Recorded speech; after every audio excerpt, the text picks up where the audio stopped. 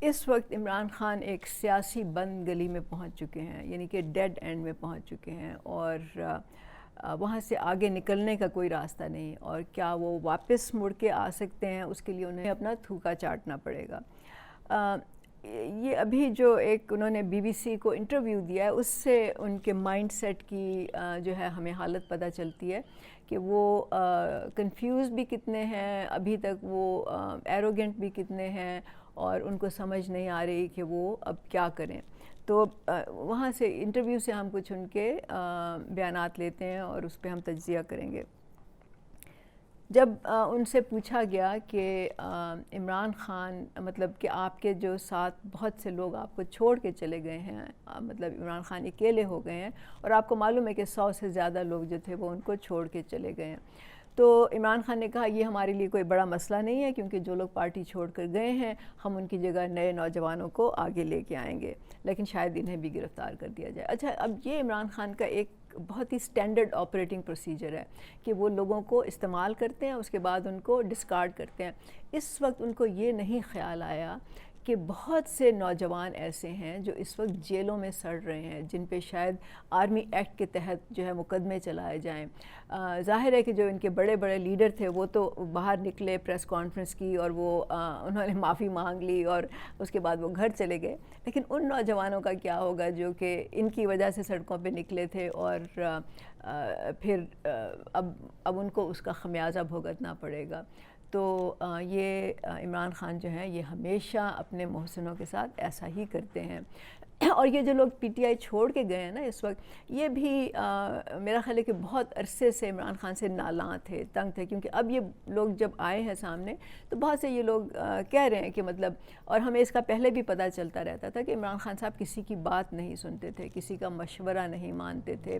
ان کو بہت کہا گیا کہ آپ اپنے رویے میں تھوڑی سی فلیکسیبلٹی پیدا کریں، آپ اسمبلیاں تحلیل نہ کریں، مطلب یہ سیاسی جو بڑی غلطیاں ہیں وہ نہ کریں، لیکن عمران خان نے کسی کی نہیں سنی، کسی کی نہیں مانی، اور آخرکار اس کا نتیجہ جو ہے ہم سب کے سامنے ہے۔ تو یہ لوگ جو تھے ابھی، اور اس کے علاوہ آپ کو معلوم ہے جو القادر ٹرسٹ کیس کا جو مسئلہ چل رہا ہے، اس میں عمران خان نے بند لفافے میں جو شہزاد اکبر نے سامنے پیش کیا، اس پہ انہوں نے کیبنٹ میں سب لوگوں سے کہا کہ اس پہ وہ سائن کر دیں بغیر دیکھے ہوئے کہ اس میں ہے کیا۔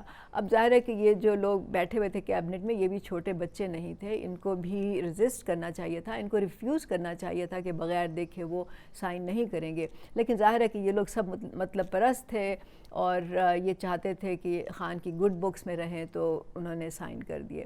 تو یہ سب مطلبی لوگ تھے، وہ اپنے مطلب کے لیے آئے، اپنے مطلب کے لیے چلے گئے، لیکن ان نوجوانوں کا کیا ہوگا جو کہ نادان تھے، نائیو تھے، اور وہ عمران خان کی محبت میں نکلے سڑکوں پہ، اور انہوں نے جو کچھ کیا اب اس کا نتیجہ ان کو بھگتنا پڑ رہا ہے، اور عمران خان کو اس کا ذرا بھر افسوس نہیں ہے، کیونکہ وہ ذکر ہی نہیں کرتے۔ ابھی انہوں نے حال ہی میں ایک ٹویٹ کی تھی، اور جس میں اپنے بچوں کی ایک تصویر دکھائی جس میں وہ کھڑے ہوئے ہیں ناردرن ایریاز میں کہیں ہائیکنگ کریں، اور انہوں نے کہا کہ اس وقت مجھے یہی خیال آ رہا ہے کہ میں اپنے بچوں کے ساتھ ناردرن ایریاز میں جاؤں اور پھر سے ہائیکنگ کروں۔ مطلب آپ ہائٹ آف انسینسٹیوٹی دیکھیں کہ ایک طرف وہ لوگ ہیں، بچے ہیں جو ان کی وجہ سے جیلوں میں ہیں اور مشکلات کا سامنا کریں، لیکن ان کو اپنے بچوں کی فکر پڑی ہے جو وہاں پہ عیش و عشرت کی زندگی گزار رہے ہیں۔ تو یہ بہت ہی خود غرض انسان ہے، اور اس کا کیریکٹر سب کو معلوم ہے۔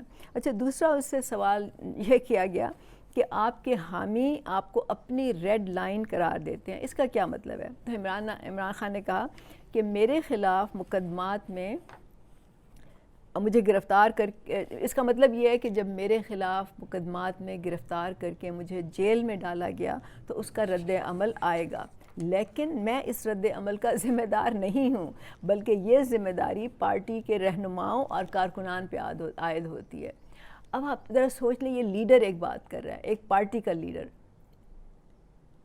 مطلب اس کو ذرا بھی خیال نہیں ہے کہ یہ وہ کیا رہا ہے۔ عمران خان ہمیشہ دوسروں کے کندھے پہ رکھ کے بندوق چلاتے ہیں، بالکل اس جو سارا مسئلہ ہوا 9 مئی کو، اس سے انہوں نے اپنے آپ کو الگ کر لیا، اپنے آپ کو بری الذمہ قرار دے دیا، اور سارا ملبہ جو تھا وہ پارٹی کے رہنماؤں پہ اور پارٹی کے کارکنان پہ ڈال دیا۔ تو کیا آپ بلیم کریں گے ان رہنماؤں کو جو اس کو چھوڑ کے چلے گئے ہیں؟ انہوں نے یہی کرنا تھا نا، ان کو پہلے بھی پتہ تھا لیکن وہ چل رہے تھے کہ ان کو اپنا فائدہ نظر آتا تھا. تو بات یہ ہے کہ عمران خان ہمیشہ سے اپنی غلطیوں کا ذمہ دار دوسروں کو ٹھہراتے ہیں. انہوں نے کہا اسمبلیاں میں نے تحلیل کی وہ جنرل باجوہ کے کہنے پہ کی. انہوں نے ہر بات میں ہر چیز میں دوسروں پہ اپنا بوجھ جو ہے وہ اپنا ملبہ دوسروں پہ ڈالا ہے. وہ ایسے لیڈر نہیں ہیں جو فرنٹ سے لیڈ کریں. انہوں نے جب جیل بھرو کی تحریک چلائی تھی تو انہوں نے خود تو وہ چھپ کے بیٹھ گئے تھے، اور ان کے جو لیڈرز تھے، جو بڑے بڑے لیڈرز تھے، وہ بھی تھوڑی دیر کے لیے گئے جیلوں میں. انہوں نے تصویریں کھنچوائیں، وہ بیٹھے ہیں جیل جانے والی جو وین تھی یا گاڑی تھی، اور پھر وہ وہاں سے نکل کے بھاگ گئے.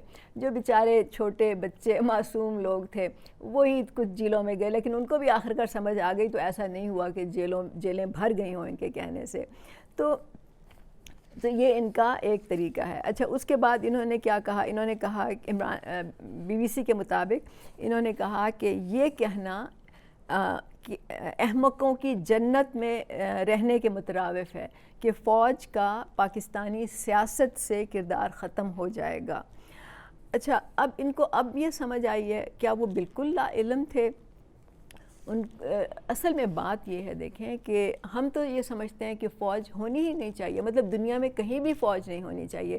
ہم تو جو بارڈر لیس دنیا ہے اس کے حامی ہیں. ہم سمجھتے ہیں کہ دنیا میں امن اور شانتی ہونا چاہیے، دنیا میں لوگ جو ہیں وہ کہیں بھی جانا چاہیں وہ جا سکیں. اور ایسے ہی ہوتا تھا، ایک وقت تھا جب کہ لوگ کہیں بھی، آپ نے سنا ہے دیکھا ہے، لوگ کہیں بھی اٹھ کے دنیا کے کسی بھی کونے میں چلے جاتے تھے. ان کو نہ ویزا کی ضرورت ہوتی تھی، نہ پاسپورٹ کی ضرورت ہوتی تھی. یہ تو ایک سرمایہ داری نظام کے تحت جو ریاست بنی، اس ریاست کا یہ کردار ہوا. وہاں پہ بارڈرز بنائی گئیں اور لوگوں کو پابند کیا گیا کہ وہ ویزے اور پاسپورٹ کے بغیر نقل و حرکت نہیں کر سکتے. تو اس ریاست میں فوج ایک اہم، اس کا ایک ستون ہے، ایک حصہ ہے، کیونکہ فوج ایک بہت ہی مضبوط ادارہ ہوتا ہے اور بہت سے کام ایسے ہوتے ہیں جو فوج کی ذمہ داری ہوتی ہے. تو یہ نہیں ہو سکتا کہ ریاست آپ کی ہو اور اس میں فوج نہ ہو اور فوج کا وہ کردار نہ ہو جو اس وقت ہے. تو بات یہ ہے کہ پاکستان کا جہاں تک تعلق ہے، پاکستان ایک بہت ہی یونیک پوزیشن میں ہے، اس کی ایک ہسٹری بھی الگ سے ہے. لیکن اگر آپ دیکھیں تو کیا امریکہ میں ملٹری انڈسٹریل کامپلیکس کی بات نہیں کی جاتی؟ کیا وہاں پہ جو فوجی ٹھیکے ہوتے ہیں، کیا وہاں پہ اس پہ کرپشن نہیں ہوتی؟ تو یہ ہر جگہ ایسا ہی ہوتا ہے. فوج کا ایک کردار ہوتا ہے، وہ کہیں زیادہ ہوتا ہے، کہیں کم ہوتا ہے.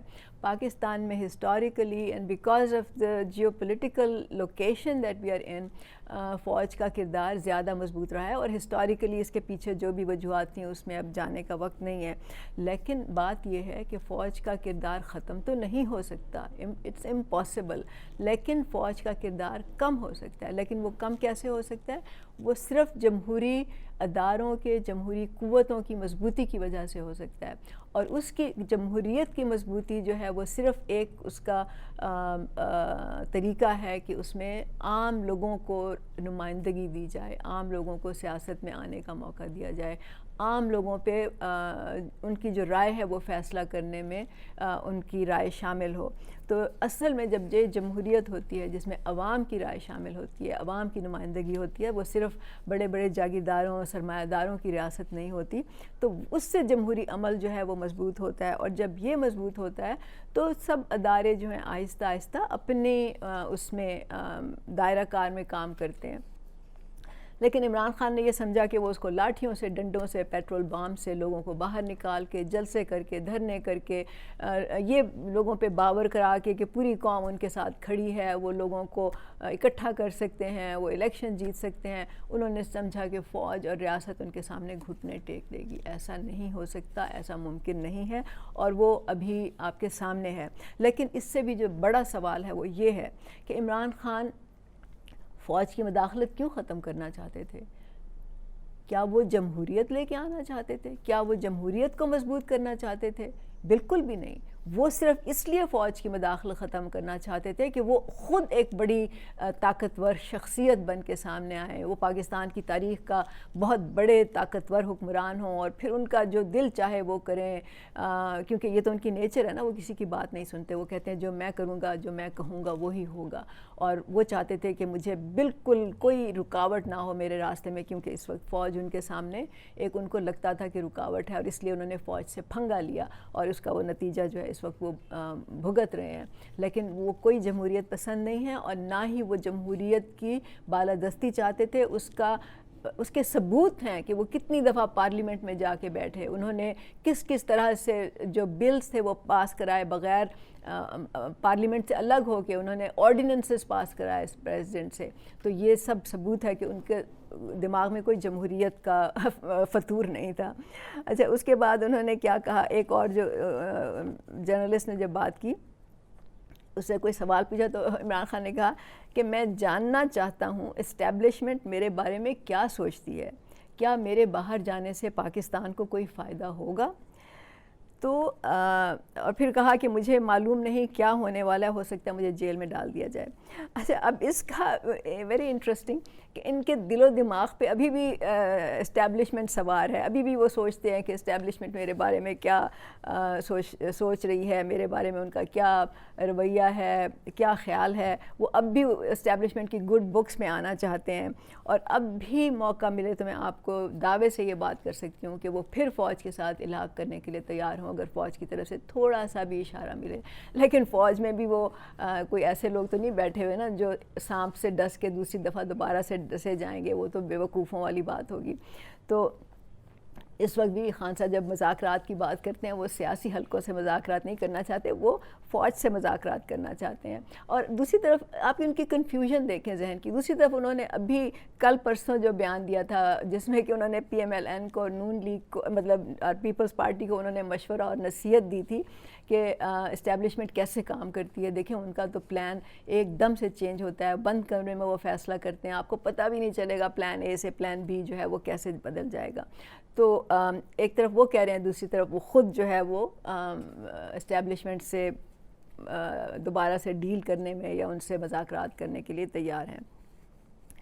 تو سب لوگوں کو یہ معلوم ہے کہ خان صاحب کی کوئی بات قابل اعتبار نہیں ہے، ان پہ ٹرسٹ نہیں کیا جا سکتا، یہ یو ٹرن لیتے ہیں۔ اگر یہ آج کہیں گے کہ ہم مذاکرات کریں گے تو کل اس سے مکر بھی جائیں گے۔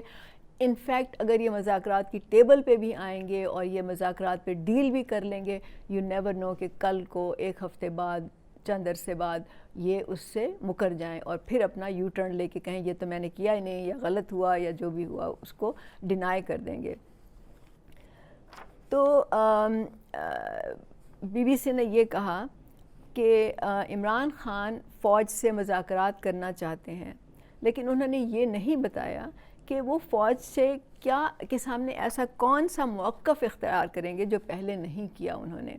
مزید برآں اگر پہلے فوج سے بات چیت مشکل تھی تو اب تو اس کے امکانات انتہائی کم نظر آ رہے ہیں، کیونکہ اب عمران خان ایک بہت زیادہ کمزور سیاسی پوزیشن میں پہنچ چکے ہیں، اور ایسا لگتا ہے کہ ان کے پاس موجودہ صورتحال سے نکلنے کا کوئی راستہ نہیں ہے، ان کے پاس کوئی لائے عمل نہیں ہے۔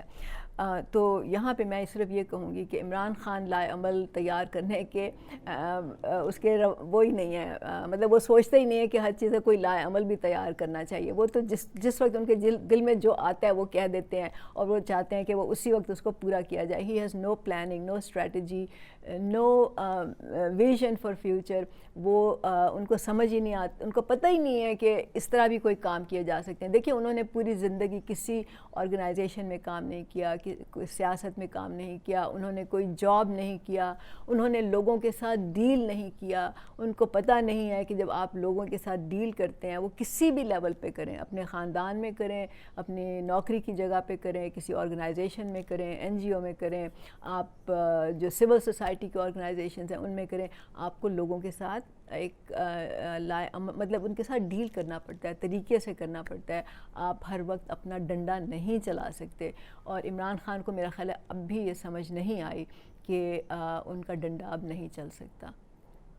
تو اگر آپ کو یہ چینل پسند ہے تو اس کو آپ سبسکرائب کرنا نہ بھولیے. بہت شکریہ.